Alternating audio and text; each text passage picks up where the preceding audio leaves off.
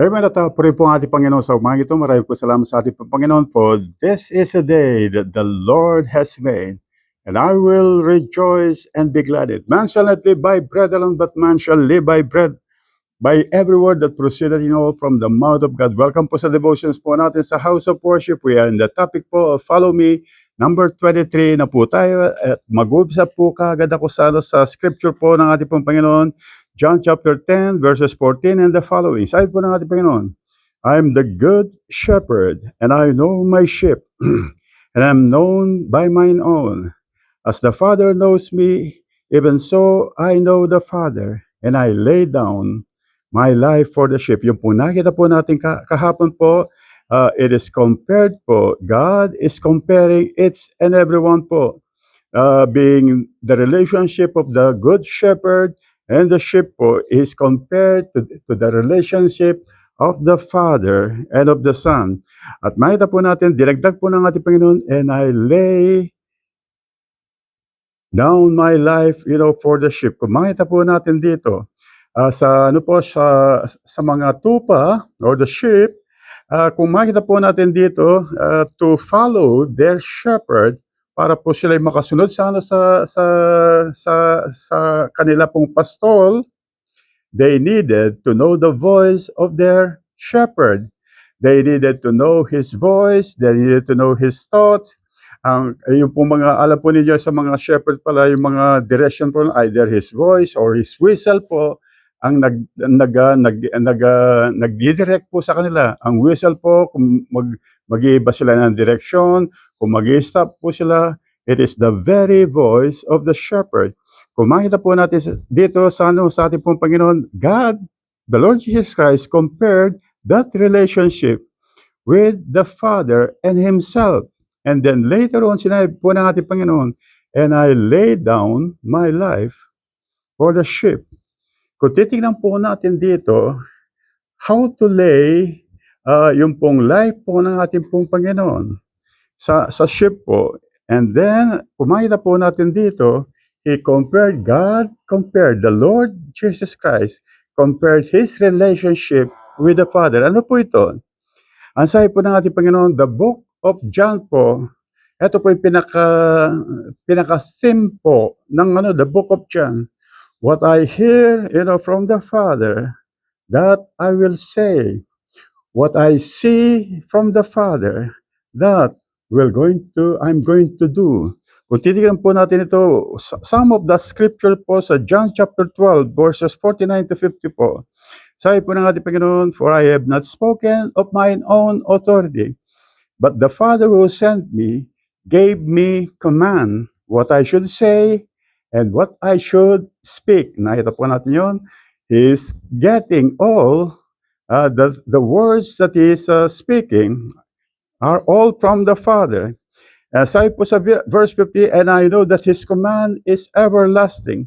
Therefore, whatever I speak, just as the Father has told me, so I speak. Meron pa pong John chapter 8, verses 28 to 29. Then Jesus said to them, when you lift up the Son of Man, then you will know that I am He, and that I do nothing of myself, but as the Father taught me, I speak these things. And He who sent me is with me. The Father has not left me alone, for I always do those things that please Him. Kung makita po natin ang ating pong Panginoon, is the Son of God. He came here, and He knows that He is the Son of the Father. He knows that He is the Creator of the heavens and the earth. Pero po, kung titignan po natin dito ang ating pong Panginoon, He didn't come for someone to serve Him. For that He is the Son of God, that people needed to come to Him and serve Him, to offer Him some good things, offer Him any pleasures of this earth. But the Lord Jesus Christ chose what God wanted Him to do. Amen. He didn't, sabi nga po na let this mind be in you, which was also in Christ Jesus. Ngayon po, kung titignan po natin ito, the only thing that the Lord Jesus Christ can lay His life for the sheep, or lay His life po sa ating pong Ama, is, ano po ito? To hear the very word of God, to know the very purpose po ng ating pong Panginoon sa Kanya. At makita po natin, the very purpose po ng ating pong Panginoon, the Father to His Son, is to die on the cross for us to be forgiven of all our sin. Ganun din po yung ngayon po kung titinan po natin ngayon, if we're going to go back now sa sinabi pa rin ng ating pong Panginoon, sa sa John chapter 10, yung pong 15, nakita po nun, as the Father knows me, even so I know the Father, and I lay down my life for the sheep. Ngayon po, tingnan po natin sa 17, therefore my Father loves me, because I lay down my life. O, umpisan po natin sa 16, and other sheep which are not of this fold, them also I must bring. They will hear my voice, and they will be one flock and one shepherd. Therefore my Father loves me, because I lay down my life that I may take it up again. Ito po yung gusto ko pong ito po yung gustong maibigay ng ating Panginoon, the understanding po nito. Therefore my Father loves me, because I lay down my life that I may take it up again. No one takes it from me, but I lay it down. It means say by His will. His will is to lay down His life, because He knows that's the will of the Father. No one takes it from me, but I lay it down myself. I have power to lay it down. I have power to take it again. This command I received from the Father. And God is telling us something.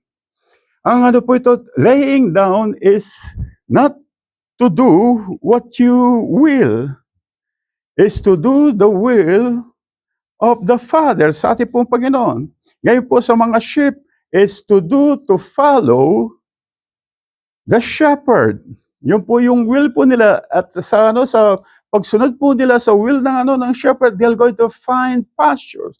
They're going to be led to still waters, to green pastures, to the path of righteousness, because the purpose of the shepherd po is for them to live.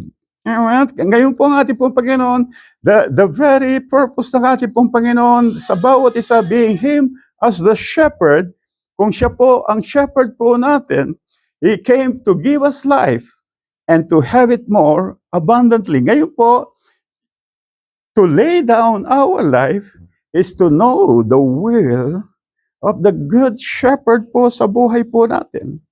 Ngayon po, when we do the will of the shepherd, good shepherd po, we are laying our life po. It means say po, we are not considering what we wanted. We are considering what God wanted us to be or to do. Yung po, yung laying down. Ngayon po, gusto ko pong makita po natin. There's a 17 po, therefore my Father, John chapter 10 verse 17, therefore my Father loves me, because I lay down my life that I may take it up again.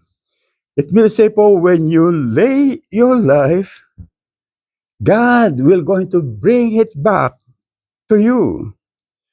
Ang ibig po sabihin nito, yung when you offer your life, God will going to bring it back to you. And ang word po ng ating Panginoon is 100-fold. Hindi pa po natin maintindihan ito. Let's continue po ito sa pag-aral po natin, and the more you're going to have this heart, ulitin ko po ito po yung ilagay po natin sa puso po natin ngayon. Therefore, my Father loves me, because I lay down my life that I may take it up again. Ulitin ko po, I lay down my life, sabi po ng ating Panginoon, so that I will going to take it up again. And these things happen po, nangyari po. God, the Lord Jesus Christ, laid down His life, and He took back His life. At ganun po ang gagawin po niya sa atin. We're going to lay our life, and then we're going to take it back again.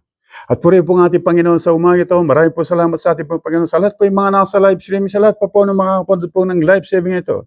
Pagpalain po kayo ng ating Panginoon sa araw po ito, sa mga susunod pa pong mga araw. And glory to God po. Glory to God.